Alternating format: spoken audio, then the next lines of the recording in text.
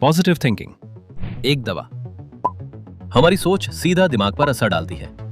Positive thought से nervous system relax होता है। Positive thinking heart rate, BP और डाइजेशन को बैलेंस करता है। नेगेटिविटी से एंजाइटी, एसिडिटी और इंसोम्निया ये सब बढ़ता है, जो कि नहीं बढ़ना चाहिए। पॉजिटिविटी से पीस, इम्यूनिटी और क्लैरिटी ये सब बढ़ता है, जो हमारे लिए बहुत जरूरी होती है। रोज सुबह 3 पॉजिटिव बातें सोचें, हीलिंग शुरू हो जाएगी। पॉजिटिव थिंकिंग अपनाइए और बॉडी को नेचुरली हील होने दीजिए। फाइबर प्लस पॉजिटिविटी, इससे होता है सुपर गट हीलिंग। यानी सुपर गट हीलिंग के लिए पॉजिटिविटी के साथ फाइबर से भरपूर खाना लेना शुरू करें।